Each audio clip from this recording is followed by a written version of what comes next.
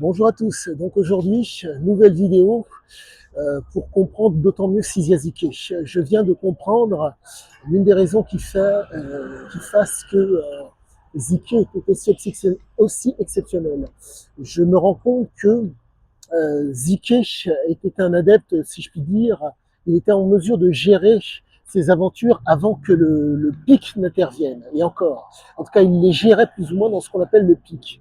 Pour que ce soit d'autant plus simple lorsque, comment vous dire, au niveau donc de la noradrénaline, elle intervient à un moment donné. Donc il y a, si je puis dire, un seuil qu'elle dépasse. Ça passe donc de l'adrénaline à la noradrénaline et à la suite de ça intervient la dopamine. Et donc, si vous voulez, il était en mesure de gérer la fameuse noradrénaline de telle façon que il était vigilant. La noradrénaline permet la vigilance. Cette vigilance permettait donc à Ziké de faire la différence par rapport à d'autres. Il faut comprendre qu'on est face à un homme qui se réinvente à chaque fois. Donc il a besoin, si je puis dire, d'un espèce d'alter ego ou d'un élément qualitatif qui lui permette comment vous dire, de, de, de donner le change. Nous sommes face à un adepte, si je puis dire, de l'escroquerie. Un adepte comment dire, du fait d'induire en erreur, de manipuler, de tricher, tout en étant de bonne foi ou de mauvaise foi. Mais tout ça pour se projeter. Mais la condition sine qua non pour que tout cela fonctionne, c'est qu'il puisse surfer, entre guillemets, sur, entre guillemets, pas le pic, mais si vous avez des étapes, entre guillemets, dans le cheminement qui mène au pic, il cherche à surfer dessus.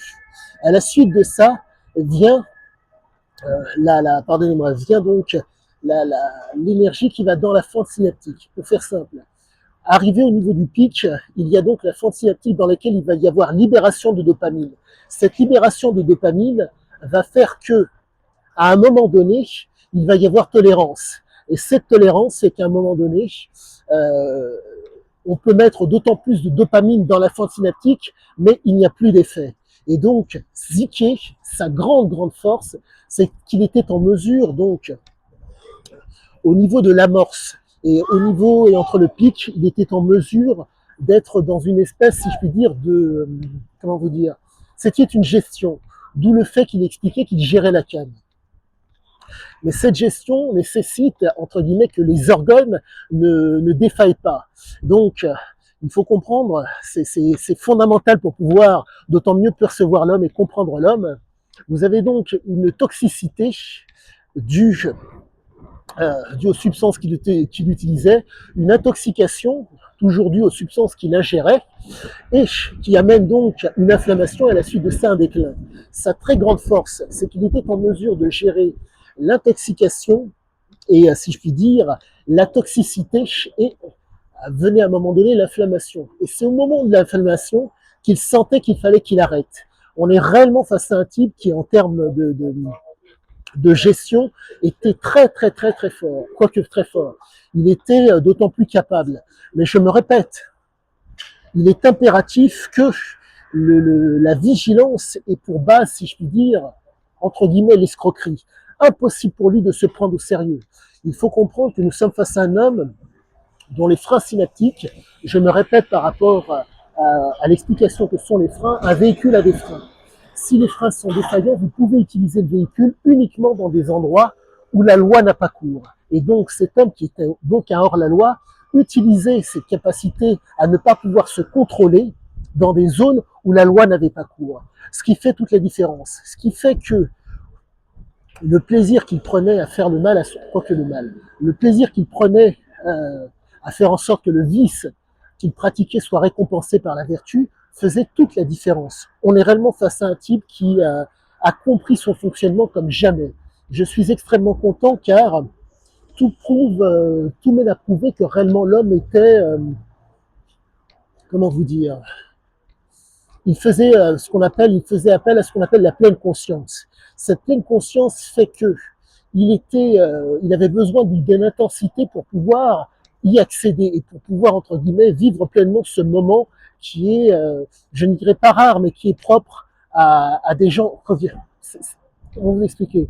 Dans le cas présent, la pleine conscience était fonction d'une intensité. Intensité par rapport à la situation, intensité par rapport à la substance. Il ménageait, si je puis dire, la chèvre et le chou pour être d'autant plus capable de vivre des choses intensément. Et plus j'avance dans la compréhension du texte, plus je comprends ce qu'il pratique. Et quoi qu'il en soit, je suis extrêmement content car l'homme a démontré par A plus B que, quoique, pour moi, tout a été démontré de par les mots qu'il a laissés, de par les explications qu'il a laissées.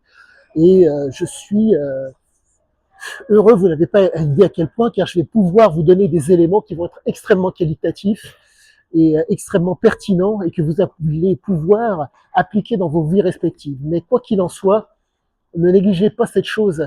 Pour ce, enfin, pour ma part, je vais vulgariser au maximum mes propos pour que vous puissiez tous comprendre. Mais pour récapituler de façon assez brève, il faut comprendre que la vigilance qui est obtenue donc par l'intensité fait qu'on se retrouve face à un homme qui ne peut être intense que dans des zones, comment dire, dites à risque, là où il y a, comment dire, substance, là où il y a, entre guillemets, danger, il est susceptible ou interdit, et c'est là qu'il prend son plaisir. Pour reprendre les propos de De Gaulle, il n'y a de grandiose que dans ce que l'on ne connaît pas. Cet homme avait besoin de ce type de situation pour pouvoir se réaliser pleinement. Et donc ce besoin qui était limite irrépressible, parce que malencontreusement, il a été, comment vous dire, il a été dans l'incapacité de se remettre en question pour, entre guillemets, se poser. Il ne pouvait pas. La sollicitation au niveau des neurotransmetteurs était telle que la tolérance, ou voire même le sevrage était tel qu'il ne pouvait que changer de situation pour pouvoir être heureux. Quoi qu'il en soit, je vous souhaite à tous une très bonne fin de journée et je vous dis à bientôt pour la suite. À bientôt.